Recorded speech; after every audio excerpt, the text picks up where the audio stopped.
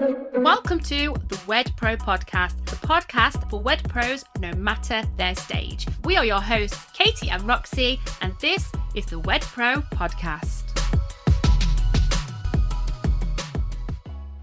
Hello, you guys, and welcome back to the Wed Pro podcast. It's Roxy here, and I am flying solo today as Katie is off doing some CEO thing. Don't worry, because I'm joined by an absolute icon in the wedding world. Today, I am chatting with the incredible Bernadette Chapman, who has been in the industry for 19 years, so since 2002. Amazing. She's a wedding business coach, speaker, and basically the queen of calm during wedding season chaos. And if you were at WedCon last year, you'll remember her session was insane. And I am so excited to say that she is back again this November for WedCon 2025, which is amazing. But before we get into that, we've got something seriously juicy for you today. If you're feeling overwhelmed, overbooked, or just over it, this is the pep talk and the practical guide you need to get through peak season with more focus, more boundaries, and a whole lot more ease. So today we are going to be diving into loads of juicy stuff like she needs your attention during peak wedding season, how to keep your marketing going when you're buried in client work, what you can automate, delegate, or even bin off entirely.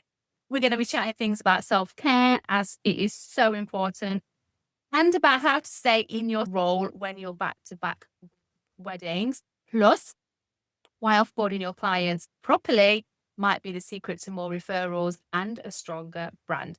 This is going to be practical, it's going to be real, and exactly what you need to hear right now. But before we dive in, hi Bernadette. I know that was a big intro. Welcome. I'm so excited to be here, Roxy. It is a pleasure to be here. And as you said, we've got so many juicy things to get over, and we're definitely going to cover as much as we can in our short time together. We are. So thank you so much for coming on. I've been looking forward to this podcast. Like when I woke up this morning, I was like, yes, today is the day. So let's jump straight in. So talk to us a little bit about what actually matters in business during wedding season. So how do people work out what is a true priority versus some of the stuff that could probably wait until a little bit more time is available? Yeah, definitely. I think before I answer that, I just want to say that, listen, I think it's tough for business owners right now. You know, when I launched my first business in 2002 as a wedding planner, it was very easy. You know, marketing my business was very easy. There was less pressure. But I think now business owners, you're expected to be everywhere, as well as being the CEO, as well as serving your clients. And so I think when it comes to running a wedding business in wedding season, your top priority does need to be your clients. That is number one. I'm a big believer in giving a very high customer service. And if you understand what the customer journey is, all those touch points throughout the journey, then you continue that until we offboard, which we'll talk about a little bit later. So number one definitely is giving a very high service to your clients and not neglecting them. But number two, and this is a mistake that I have seen in all my years of business, the one mistake that wedding businesses make in wedding season is they do that thing that I've just told you to do, serving their clients, and they do nothing else. And then what happens is they get to the end of wedding season, and then they realize that they're not getting the inquiries for next year because they haven't marketed their business for like 4 or 5 months. It's so common. We hear it all the time. And actually, way back when we first were in the bridal shop, we actually had this ourselves. We were so busy when it came to that wedding dress season. And so that took priority. And then we got to the end of it and it was like, tumbleweed, our diaries are empty because we've forgot a really important thing. And that's the marketing of the business, because it has to be continuous. Yes. To work. Yes. And it sounds obvious and it sounds boring. And I think the trouble is that most of us that enter the wedding sector, we do it because we want to bring joy to our clients' life. You know, we are excited to do this. You know, we love our job. We love our job.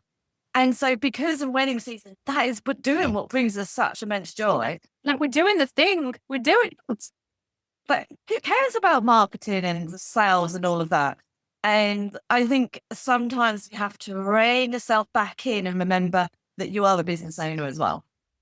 If you do not keep up with marketing, there is no wonder that your diary will be empty. You don't want to be in that position either at all. So with the clients that you work with in the industry, what are some of the things that you would be telling them to pause during this peak season? What would you be saying to them? Yeah, so I would say pause unnecessary tasks and unnecessary marketing. So what do I mean by that? Don't go to a soiree just for the sake of going to a soiree. Don't go to a networking event just for the sake of it.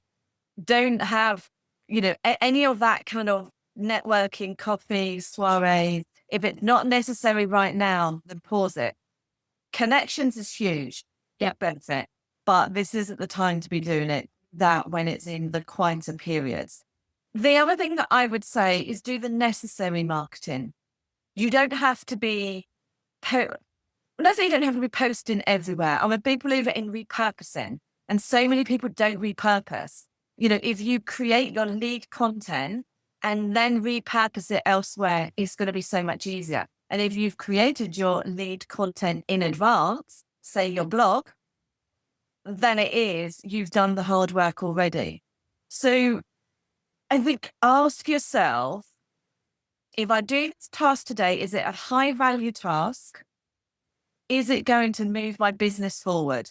Is it necessary in wedding season? And the next thing I want you to ask yourself is, if it isn't necessary in wedding season, can it be either ditched completely or can it be paused? Yeah. And you could just pause it for a few months. I then want you to ask yourself, can this particular task be automated easily? Now, I'm not saying wedding season is the time to suddenly get a CRM. Set up a whole CRM. Yes. That is a big task. Yeah. But it might be something that is quite easy that you can create a template for, like template emails, things like that could be, quite easy to do. But the final step, and this is what people don't really want to do because maybe they're not having the funds right now, is can you delegate? Yeah. Because you don't have to delegate for 12 months of the year. Even if you're delegating your social media for wedding season and someone is posting for you 2 or 3 times a week, that's okay. Like, you don't have to do the same level that you were doing. If you were posting 7 days a week before, it's okay if you reduce that in wedding season. I think a really good practical thing for wedding businesses to do, if they are like, oh my gosh, I'm feeling like I'm swamped, is okay, let's break it all down. Let's list exactly what it is, all the tasks that you've got to do in your business. And then we need to work out, like, from that list, okay, which are the top priorities, which are like, okay, I need to do these, but maybe they can wait a little bit, and which ones we can pause. And then I would be time blocking this and going, okay, I've got this much amount of time that I need to do client work for, and then working out your calendar and mapping it out and sticking to it, because it can run away with you, can't it? Run. Yeah, and I was doing a time management challenge actually in a Facebook group last week. And one of the things that I have suggested is using a combination of the Pomodoro time management system with time blocking. So in essence, what you're doing is at the start of the week, you are mapping out your week ahead. What are your client priorities? What are your family priorities? What work do you need to do for your business? Just thinking about what is coming up ahead. And then I want you to identify something that is a high value task that needs to be done this week. You cannot delay. It has to be done. And I want you to block out a 2-hour block. And what you're doing is you're then using the Pomodoro technique, which is a 25-minute block. So you work for 25 minutes, you take a 5-minute break. And you do that 4 times. And at the end of that, you're able to take a 30-minute break. If you do that and you remove your phone, there's no distractions, you turn notifications off, you will get far more done because you are concentrating, laser focus on that. You're not scrolling on TikTok or looking at Pinterest and creating mood boards that you don't need to be creating right now. You're doing the work that is necessary. And you get yourself in that flow state, don't you? That's like, oh yeah, it's I am a very much one thing at a time kind of girl. Like, I'm like, okay, I've got this to do. I like put my phone out of reach. I'm like, right, everything, like, watch it going on, do not disturb, because Apple Watch is a pain in the bum today. It's like, you think you've like blocked everything out, and then, oh, I've got a notification. But I've had notifications off on my watch. And Yeah. I'm like, let's get laser focused. And yeah, you get so much more done. You do. And it's such a simple way. And I think creatives generally have got so many things rolling around in their head. And so we're like, oh, I haven't done this. And you flip from task to task. And I think we've been brought up to think that multitasking is a good thing. But actually it isn't. And multitasking doesn't exist. I mean, it's got its place, but maybe not for running a business, right? It's kind of a bit of a myth, because what you're doing is you're task switching. You're not multitasking, you're task switching. And each time you switch from one task to the next, you are losing kind of the momentum. So what happens is when you go back to your task, it's almost like having to go from first gear to fifth gear again. So it's like red and slow. So it is far better to have, even if you're just doing 125-minute chunk, you do that. Don't let yourself get distracted by that. Oh, I'll just answer that email. Oh, I didn't do this. One thing. One thing, one time. Yeah, particularly in wedding season. Yeah, and that's my favorite saying, and it does. You get a lot more done. Okay, so spoke about content a little bit a minute ago. So let's dive into this a little bit more. So how can you keep marketing when you're snowed under with that client work? Like, what's the simplest way to stay visible without feeling overwhelmed, feeling burnt out? Basically, you guys need to get Content Vault. That'll save you lots of time. So simply, over to you. Yeah, definitely. So it's going to sound really boring, but it does come back to who are your ideal clients and what do they need from you right now. So when you know that, and you know what your core messaging pillars are, and consistency is better than frequency. So going back to what I said earlier, you don't have to post every single day, but you do have to be regular. And the reason why is there are so many touch points with clients now that those that are getting engaged over the summer period may not be ready to hire their people right now, but they will be looking. So consistency is key. So how can you keep on top of it? Like one word, repurpose. Yeah. Okay. If you don't have the time because you are back to back with weddings, if you don't have time to create new content right now, you don't have to create new content. You can look at, this is why I love blogging. Look at blog posts you've done before. You can get 4 or 5 pieces of decent content from a blog. 100%. It's so beneficial, blogging. That's a whole lot of discussion, but it's so beneficial. That's right. Over there. What have you written about before? What kind of content have you done on Instagram before? What did you post 6 months ago, 12 months ago? Is there any captions that could be repurposed? You can repurpose an old caption with a new photo. You can repurpose an old photo with a new caption.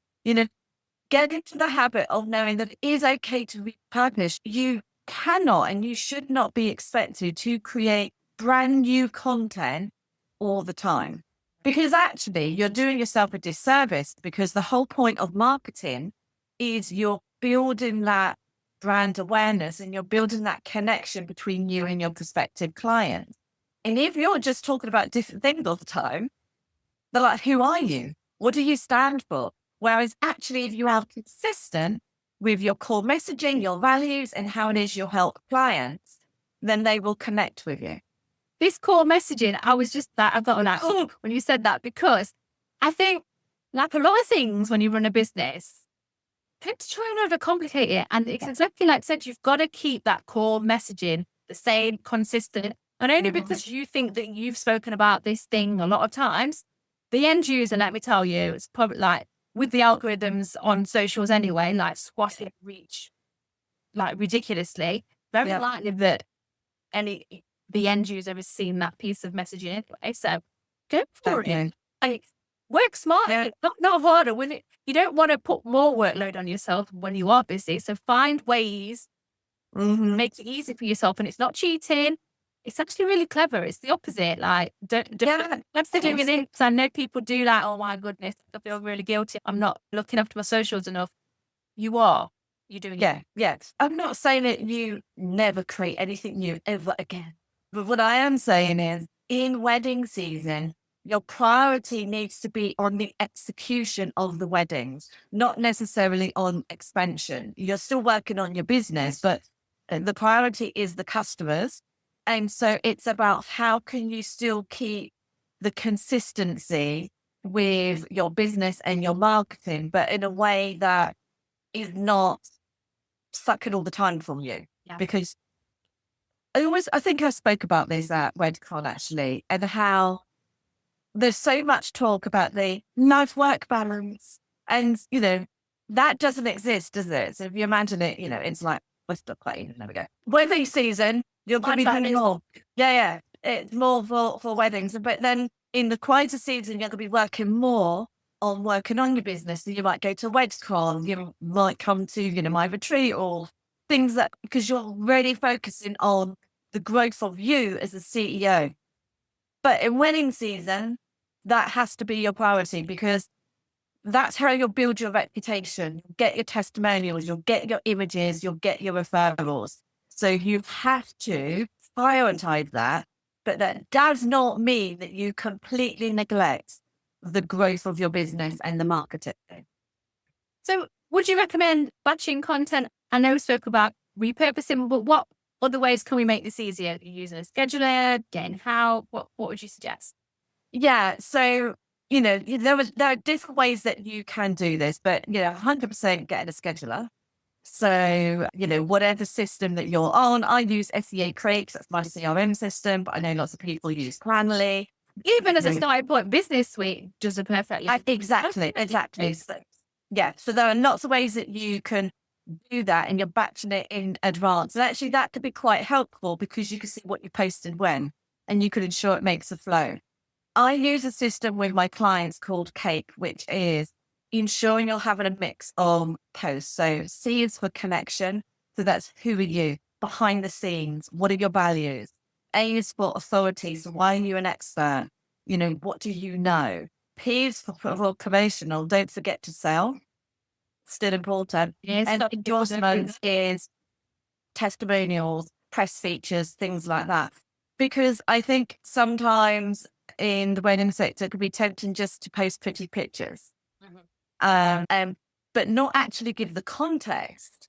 So they'll just say, this is a lovely wedding. But actually, I think if you can give your expertise along the way, that makes a big difference to showing that you are someone that can be trusted and that you're a good fit for their wedding. Yeah. And I think just to add to that, we do have, and I was talking to Katie about our content service this morning, like we have a done for you content service for the wedding industry. It's all wedding industry specific. You get captions, templates, you get 5 blogs that are written by like expert copywriters, and it's £27 a month. And I think, for that, even if it's not our service, like look at ways that maybe you can either subscribe to something like that or delegate maybe if funds are there, but that you need to find a way to still post, don't you? But in a way that's manageable for you. Definitely. And I think your content club is a no-brainer. And I keep saying that to my clients. So some of my clients may be growing their business whilst they're working full time. And they'd have a young family. So time is like really difficult for them. And so I keep telling them to join your But obviously, because I just think it would just make their life so much easier. Because I'm also a big believer in you have to ensure that you are still spending time with your spouse and with your children.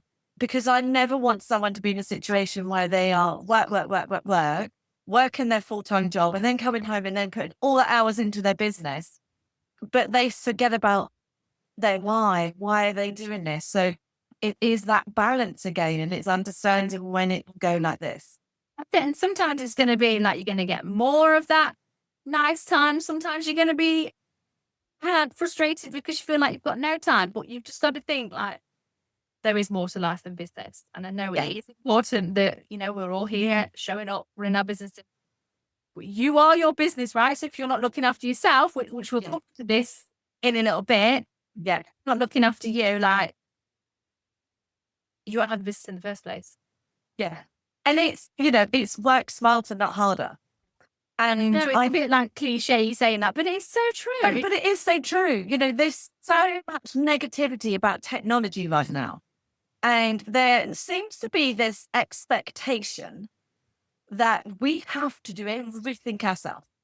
That we're not allowed to hire a copywriter. We're not allowed to have an assistant. We're not allowed to use automation. We're not allowed to use chat GPT. We have got to do everything ourselves.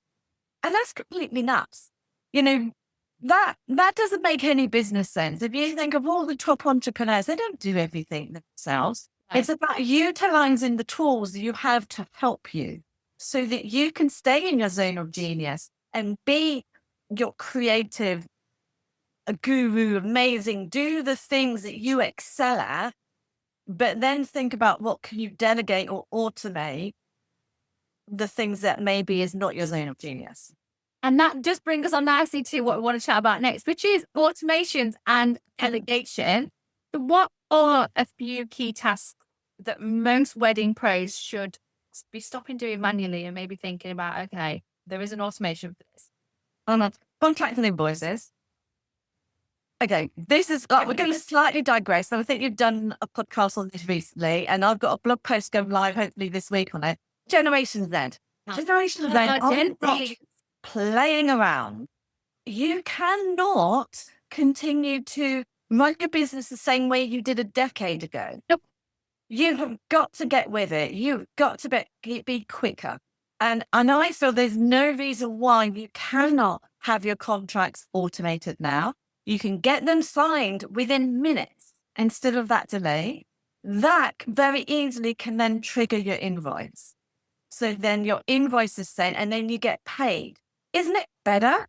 It will be better for the customer because it's a much smoother transition and they feel excited about coming into your world. But it's better for you because you get that contract signed quickly and you get paid quickly. So that definitely... And you can do all of that. Like, imagine this. Imagine just a little ping on your phone to say, so-and-so have signed their contract. Okay. Your invoice has been paid. And we've got automations in our business. And I'm not joking. We wake up and we receive these lovely emails that are like, oh, your invoice has been paid. Or like, yeah, you have signed a new contract. And that's been done automatically. But it's great. Exactly. So that is the first thing I would say. The second thing I would say is actually create an onboarding process. I'm going to talk about onboarding in a second, but thinking about that I'm a big believer in that customer experience. I know I spoke about it at WedCon, and it's how can you excite your clients from the minute they say yes to you up until the time that you say goodbye. And so in the onboarding, what do you need to tell them? Like boundaries for a start. Yeah. You would have that automated so they know what that journey is going to be like with you, what you'll be doing and when. So that stops the unnecessary questions from your clients to you. It keeps them informed. You're answering the question before they've asked it, but you've also set the expectations from the start. So that can easily be automated. You might have to tweak it maybe for each client, but generally speaking, 95% of it is going to be done. And as soon as you have a new client, you can add them to the workflow. Boom. Done. And so that is, I would say, yes. So contracts, invoices, onboarding process for sure.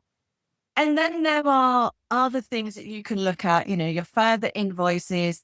Oh, definitely booking calls with you. If you have phone calls with clients, you may not do, but if your business that you do, having this set up, there are various tools. You've got Calendly. Google Calendar have got a scheduling tool now. It's like, if I can set this up, you definitely can set it up. Saying it's people like, if I can do this, you guys can do this. Exactly. Because is there anything more frustrating than a back and forth email? Well, when are you available? I'm available on this date. Well, what about this time? Oh, I don't know. What about... It's got time for that, particularly not Generation Z. They're having a link to your calendar. So they have control. They can slot themselves in, and you're not wasting their time, and it's not wasting your time either. So they're just really simple things you could start with. yes, there's a lot more to automation, but I think start. That's a start point. Yeah. Yeah, definitely. So have you any or have seen any tools or systems that you think, oh, that's a good one? Like, have you got a favorite one? Yeah. So if I was still a wedding planner, then I would use our planner. So lots of my wedding planner clients use our planner, and it is a game changer for them because it has automation set up for their business, but it also has the customer journey. So it has all the planning aspects of planning the wedding so their clients can log into it. So if I was a wedding planner still, that's what I would do. I've had a number of clients, particularly hair and makeup artists and stylists, like decor stylists. They use Dubsado. So that's been really good for them. I'm on a system called SEA Create, so Female Entrepreneur Association. So I'm on that. I think one of the things I would say is really think about what is it you need. So this is where working with a coach is beneficial because a coach can then go through the journey between you and your client and then can think about, okay, what system is right for you and what will that journey look like? Because it can be easy to sign up to different platforms and then realize that they're not all talking to each other or it can't do everything. And before you know it, you are spending so much money each month for various different tech, whereas you could have one tech that does it for you. The reason why I went to SEA Create for me, and obviously it's different for me because obviously a business coach, is because I could host all my courses on there and, do my invoicing and do my calendar bookings and post all my social media. It had everything that I needed for it. I'm not using everything yet, so for me, that was right. So it's really about understanding what do you need and what would make your life easier and what would make your client's life easier.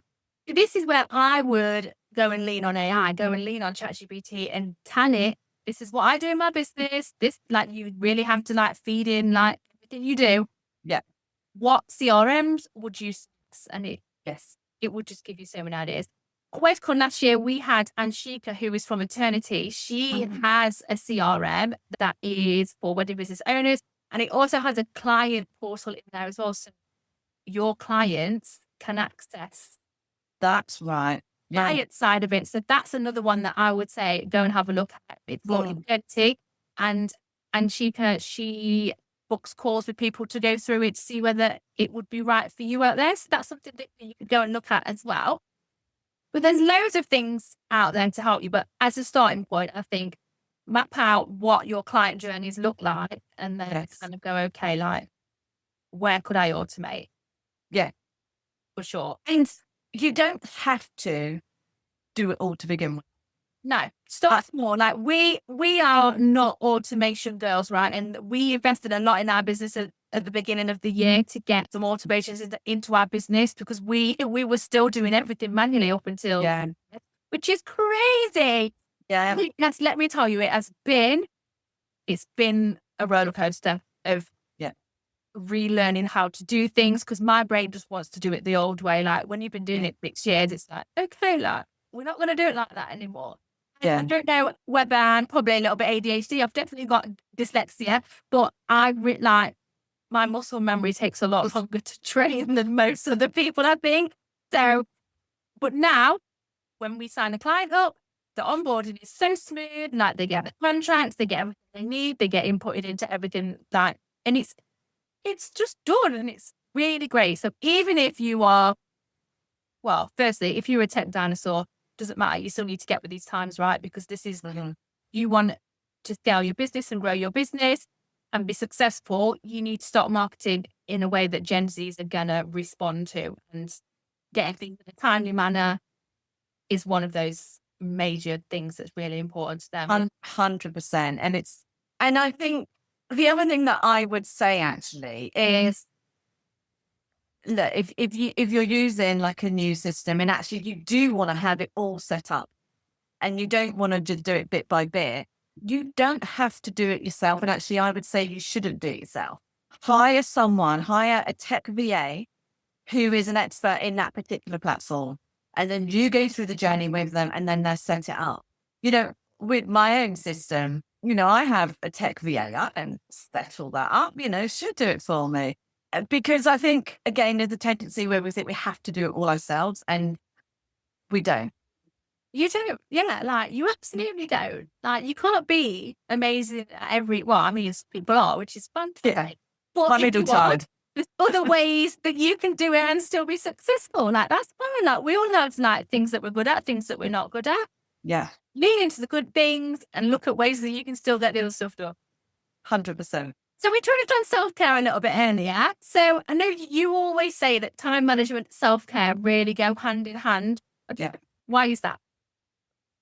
Well, I guess sort of the short answer is that for most of us, we are our business. And so if something happens to us, if we're ill, actually, this is why automation is good. The business can still tick along, rather.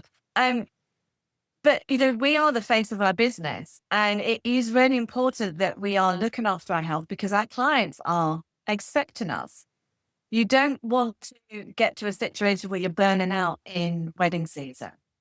So there are various ways that you can, look after yourself. And when I'm working with my clients, mindset is a big part of it, ensuring that they are doing what brings them joy and really thinking about ways that they can decompress. There's a lot of evidence that shows actually that by stepping away, it kind of releases your creativity. So sometimes by just like stepping away, switching off, that allows kind of your creative brain to almost reset itself because you're letting it go. But doing that, it can restart. So actually, there's a lot of evidence that shows that. I've got some really good books. If anyone wants recommendations, just send me a little DM. So what can you do in wedding season when time is short? You can ensure that you have a bit of a morning routine and that I'm a big believer in journaling. You can just put your thoughts down in your journal. That really helps you. Make time for going for a little walk. Even if you don't I go for a walk every Saturday and I've like scheduled that in now for probably 6 months. And that's part of my routine. And it is like, that is in there. It's happening regardless. Yeah. One of my really good friends, who's also a business owner, she doesn't have a dog, but she goes for like a really lovely sort of about 40-minute walk every morning. Mm-hmm. Like without sound. I don't have a dog, but I have recently joined an app called Borrow My Doggy. And I go and collect a doggy and then I pick the doggy up and I take him for a walk because his mum and dad, his owners are elderly, but this dog needs a lot of exercise. So I'm like, yeah, love it. It's win-win. Like they actually they don't pay me. Like it's not a paid thing, but they give me wine, they give me chocolate, which I don't want, but it's just like whatever way that you're able to get out there and get exercise, like it is really beneficial for your business. Like, yeah. And I think let's just use the walking as an example. I said being outside is good because you've got the fresh air, you're getting exercise. And let's face it, we do a ridiculous number of steps at a wedding, don't we? Most of us. Yeah. And so you're keeping your fitness up. The other thing that I would say is, booking your pampering treatments in, going, scheduling, getting your nails done. Reschedule them in the work diary, me and Katie do. Yes, 100%. And we didn't get that in one point. Once upon a time, I would have felt really guilty about doing that. But actually, it's in the diary. That's the whole benefit. And massage. And then the reason why I say that actually is, okay, yes, it's lovely and it relaxes you and all of that and you're pampering. But actually, if you think of how stressful it is in wedding season, you're really like tense because you're trying to do everything, aren't you? And imagine that your adrenaline's pumping, so you're in that like fight and flight mode quite a lot because you're busy. Yeah. Whereas if you can, just those little things will kind of put you in a much better place when you get to the end of wedding season. Because what happens is a lot of people exit wedding season and they're burnt out. They're like, I'm never doing this again. Yeah. Why I'm doing this. I hate my job. And it's like they've gone through a breakup. They feel really exhausted and frustrated. Yes. And so there are a number of reasons why you might be feeling like that. You took too many weddings on, you're not charging enough, or you didn't have support to help you, or you haven't automated, there are lots of kind of reasons for that, or maybe you're attracting difficult clients. But aside from that, looking after our own well-being is really important. And It's the that's most what important. works for you. The most. Sorry. It's the most important thing, I think. The most. Yeah, and I think the other thing I would say is like I'm an introvert, and so like with introverts, and people don't necessarily realize this, it's all about energy. It's not just about, I'm quieter. It's about the fact that I can work a wedding day or like WedCon. So I can work it and I'll be talking to people and active and I'm on the go, but then I crash because what that has done is What this is, I'm an yeah, introvert too then. Yes, that's me. yeah. So what it does is it uses all of our battery up. Yeah. And the way for me to recharge my battery is to have quiet time. And so like after a wedding, for example, is like the wedding hangover, isn't it? I wouldn't be able to talk. And my husband knew that. So he would just bring drinks and food to me. And it would take me hours before I could be functional again. If I had arranged a family barbecue or something, I would, I'm then depleting even more of my energy. And so I think it's important to recognize how you work. You might be an extrovert. Actually, what you need the following day is to be with people, because being with people recharges your battery. And so I think, who are you? What makes you tick? What do you need? Forget about what someone else does. What is right for you? That's it. I am very much the same. Where when I've been really busy, even if I'm in a lot of calls during the day, a lot of client facing stuff, I have to decompress. Yes. And that's where my walk comes in, actually, because I'm like, okay, because it's always like, like the school run time when you're just hanging about or you're sat in the car. I'm like, well, I could be sat in the car, or actually I could be getting my steps in, like filling my cup that way, and it really works for me. But I haven't always been able to find the thing.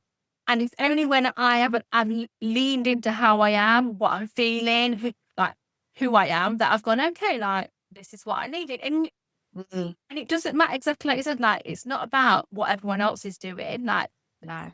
fill your cup in your own ways. And it doesn't make you less of a person, more of a person if you do it one way or the other. And even if you haven't got the finances there, it's worth saying, to get your nails done, to book the massage, you can find ways to fuel your soul in your house, in your back garden. A nice book. I always forget that music really like lifts me up and lights me. And then, so now like I've got I can't say it because she's going to light up. I've got Alexa. She's little over here. And like, when I feel like I need a minute, I chuck some songs on. And it's so easy to forget to look after yourself because you're in that mode. But you need your mind to be at its best to be able to have a successful business. 100%. So it's so important. And I think it's always like a bigger picture, isn't it? I think a lot of it comes from the clarity of knowing what it is you want for your business. Like what is the strategy that you're going to follow to get your business to where it needs to be? Yeah.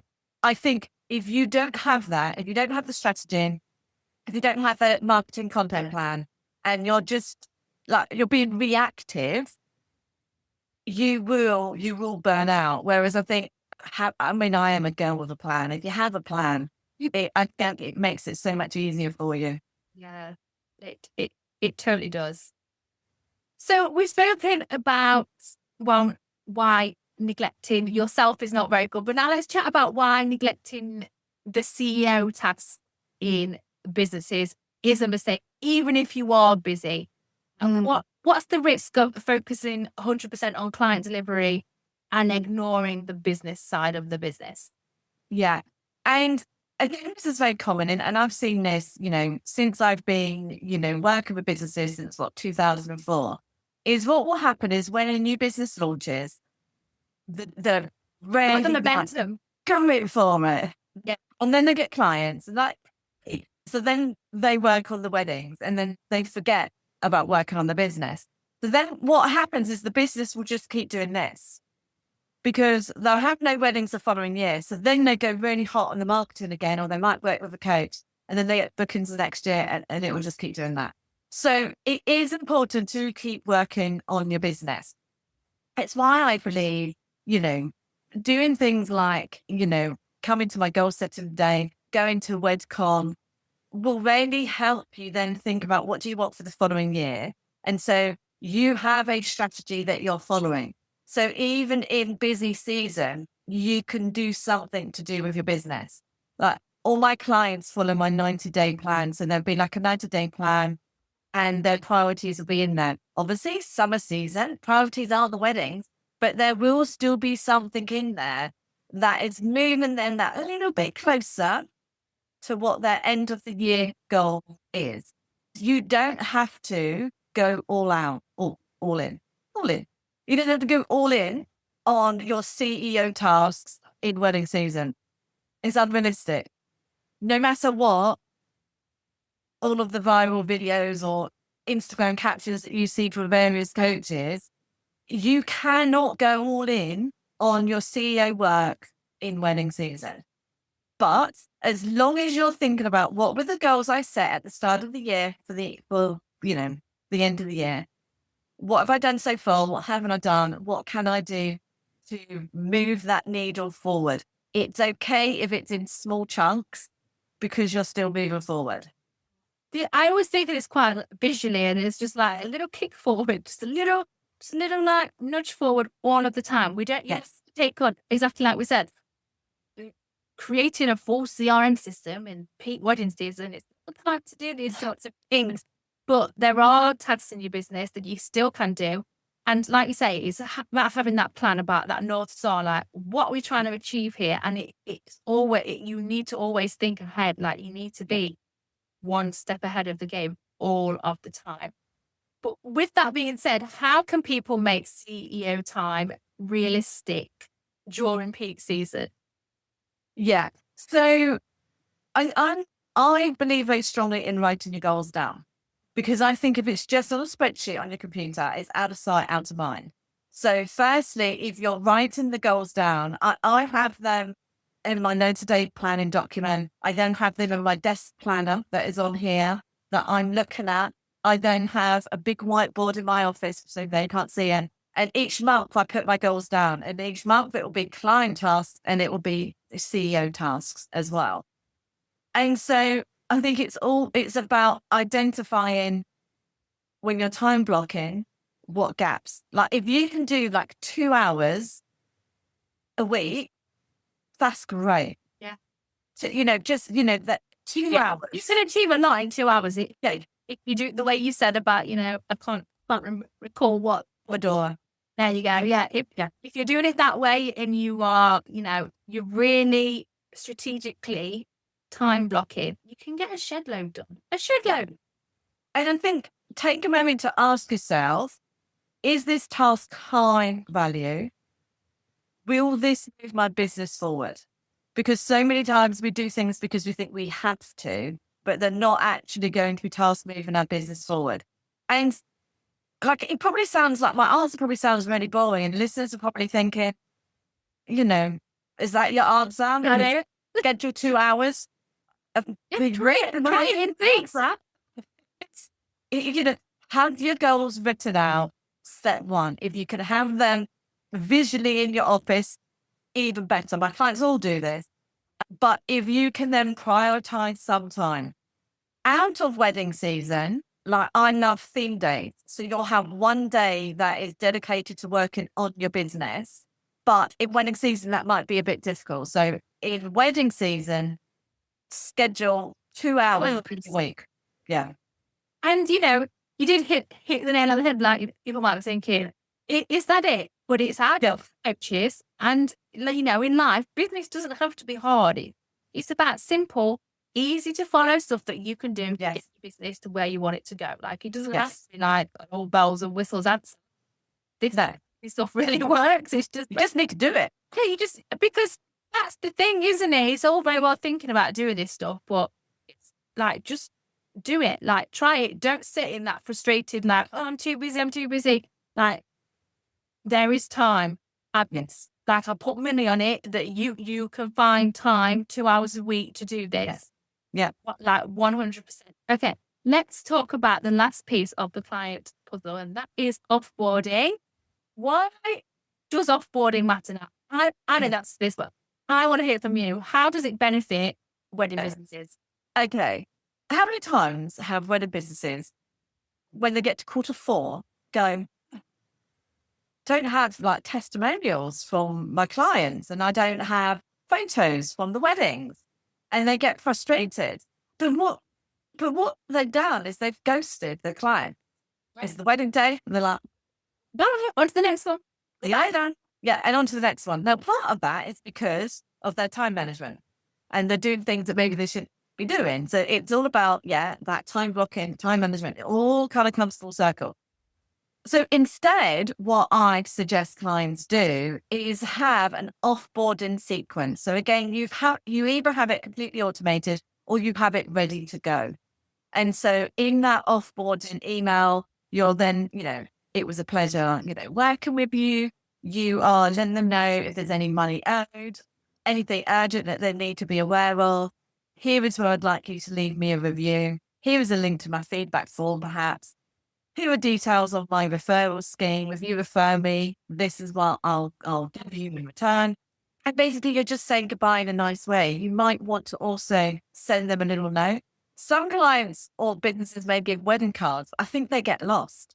I kind of think a welcome home from honeymoon, or just sending a card, a few days after or a week after the wedding, depending on if they're going on honeymoon, is kind of more noticeable than a card amongst all the cards they've been given on the wedding day. Because let's face it, do they really want to read a wedding card from the DJ versus all their family members? It's just going to be thrown to one side. It is. So the offboarding, the reason why it's really important is it keeps that connection going until the very end. It ensures that they are reminded to leave you a review, because they don't think about it. Most people don't think about it. I do. I leave reviews all the time. Most people don't think about it. It also reminds them that I am a small business. Each and every review is important to me, and photos are important to me. And when they have built that relationship with you, because you've been so good at the customer nurturing, they will want to support you and they will want to shout about you, but they have to be reminded most of the time. Yeah, I think as well, a really good thing to do is set the precedent already in the onboarding about, okay, this is my processing, this is what's going to happen, at this point this will happen. And then after your wedding, probably after you come back from your honeymoon, you'll hear from me because of this, this, and this. Like, it's just about setting that expectation from the get-go. Yeah. And it is just about like breaking all of these things down and really forward thinking about what is the outcome that I want, and just playing it clever a little bit. Like, you don't want to get to the end of the year and be like, oh my goodness, I've got nothing to show for all of this work that I've done. And think that you've tried to get the testimonials, the pictures, but have you done it in the right way? Yeah. And also most times you have to ask more than once. People will ask for a review, a testimonial once, and then they're not sent it, and they're like, I didn't get a review, or didn't get a testimonial, or don't have any images. It's like, well, how many times did you ask? Well, this reminds me of follow-ups as well, but that's for another podcast. Yeah. How many times? It's like, you can't, life gets in the way. Your email may have gone to spam, or, they're busy with a work project. Life happens. And so it is okay to remind them. Yeah. And that's, they are quite often looking for you for guidance. So just go for it. What have you got to lose? Yeah. You've got everything to gain. And then this stuff that you get in can feed into your marketing. Then you're going to, hopefully you're working with your ideal clients. And that's the sort of stuff you need to kind of capture. So then when you're marketing it, like you put out, you receive what you put out there, right? So like it's really, really, really important. Oh, I'm loving this conversation. We have nearly come to the end, but before we go, I want to ask you a bit more of, well, not a personal question, but you've been in the industry now for 19 years. You more. Is it? Go on, tell me. I was a wedding planner for 19 years, and now it's 19 years. But so what? 23 years. So you've been, you've seen things come and down. You've supported a lot of businesses. So what's the biggest thing that you have learned in all of this time when it comes to running a wedding business? Give us your wisdom, Bernadette. Yeah. Okay. I guess there's a couple things. One is that it is really important to review and adapt, because what is popular one year may not be the next. So always make sure that you are reviewing and adapting your business. And that's the only way you'll be able to grow. The second thing I would say is don't believe the hype. So what I mean by that is what can happen sometimes in the wedding industry is someone will come in and they'll do amazingly well. And so they will become like the it girl. I'll probably show my age now because maybe newer generation don't even know that term, but will be really popular with bride and grooms, with publications and vendors. And so they are like, they've risen. They are like the top of the top. And sometimes they can believe the hype and they'll just keep increasing the prices. But what will happen, maybe not next year, but the year after, there'll be someone else that will come. And so they're not at the top anymore.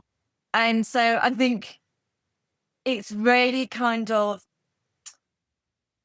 being true to yourself and remembering your purpose and your reason. To those that are perhaps not at the top, don't let imposter syndrome stop you, because everyone has their time. Yeah, I love that one. And I truly believe that actually. I actually think you can achieve anything that you want to achieve. It might, like for me, I'm dyslexic. I find that a real frustration in my online business, where that's all I do all day is like typing, spelling. And I am at peace with that now. But there was a time when I was so frustrated because I thought like it really held me back.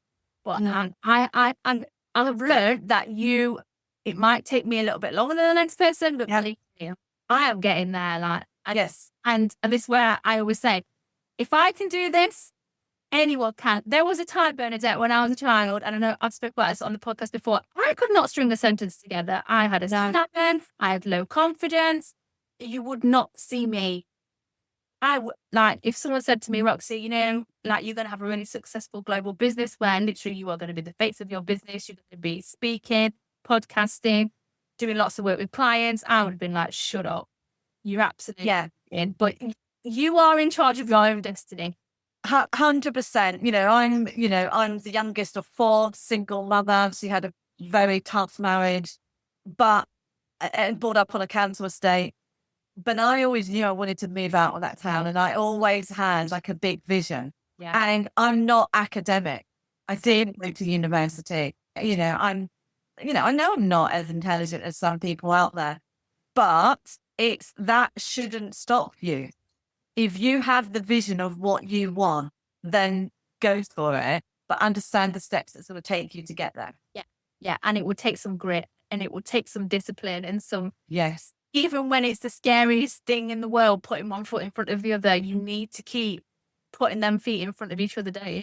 Yeah. And I've said this to my audience before, but when I was about 19, I worked for a TV company. Everyone then had been privately educated. Everyone was really posh. Can you imagine you must have really out of your comfort zone in that situation? Really, and at the time I spoke more with an Essex accent. I don't so much now, I think.